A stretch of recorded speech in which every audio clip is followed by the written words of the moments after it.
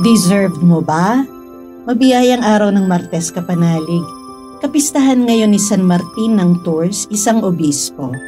Ito po si Sister Rose Agtarap ng Daughters of St. Paul para sa mabuting balita.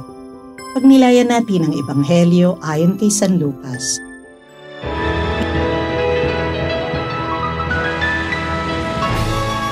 Sinabi ni Jesus, ipagpalagay ng may katulong na nag-aararo o nag-aalaga ng mga tupa ang isa sa inyo.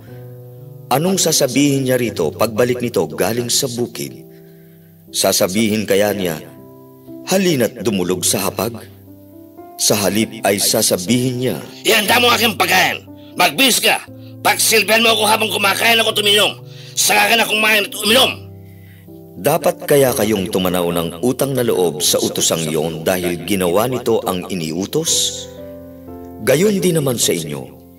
Pagkagawa ninyo sa lahat ng iniutos sa inyo, sabihin ninyo, mga karaniwang utusan kami, ginawa lang namin ang dapat naming gawin.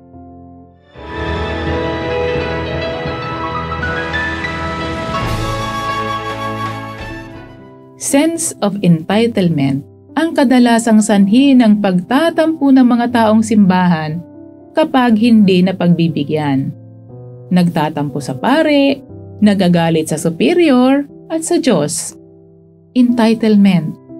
Yung pakiramdam at pagtingin sa sarili na mabubuting bagay lang ang deserve natin dahil nagpapakabuti tayo o naglilingkod tayo ng maayos. Kapanalig, pinapaalalahanan tayo ng mabuting balita ngayon ng tamang asal sa harap ng Diyos. Bawat isa sa atin ay may misyon dito sa lupa. Yan ang dahilan kung bakit tayo isinilang. Hindi utang na loob ng Diyos sa atin kung matapos natin ang maayos ang ating misyon. Ginagawa lang natin ang dapat nating gawin. May karapatan ba tayong mag-demand ng reward bilang kapalit ng ating matapat na paglilingkod? Wala. Pero mabuti ang Diyos. He can never be outdone in generosity.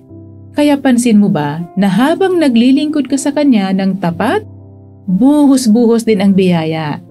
Minsan material na bagay, pero kadalasan spiritual and personal growth.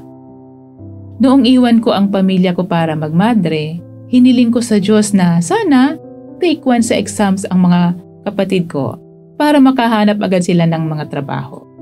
It was a request and never a demand or command. Nagsumamo ako para hindi sila mahirapan at hindi nila gaanong maramdaman ang kakulangan ko in terms of financial help sa mga magulang namin. God granted my request. He even gave them more than what I can give. Kapanalig, mas masaya at mas magiging grateful tayo sa lahat ng bagay kung titingnan natin ang mga ito bilang mga biyaya ng Diyos sa halip na kabayaran sa ating maayos na paglilingkod sa Kanya.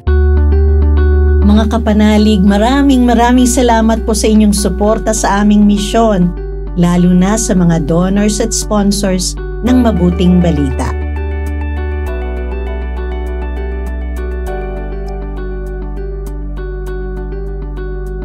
Subscribe, like, share, and follow po lines sa aming social media accounts. At patuloy kaming humihingi ng inyong tulong upang maipagpatuloy ang programang ito. Maaari po ninyong ipadala ang inyong love offerings at donasyon sa aming donations channels. Makakaasa kayo na kasamang lagi ang inyong mga intensyon at kahilingan sa aming panalangin araw-araw. Ito pong muli si Sister Rose na nag-aanyaya sa inyong manalangin para sa mga minamahal nating pumanaw. Pagkalooban mo sila, Panginoon, ng pagkahimlay na walang hanggan at mamulat nawa sila sa kaliwanagang walang katapusan. Naway magpahinga sila sa kapayapaan. Amen. We are here to provide a new way of communicating and proclaiming the gospel.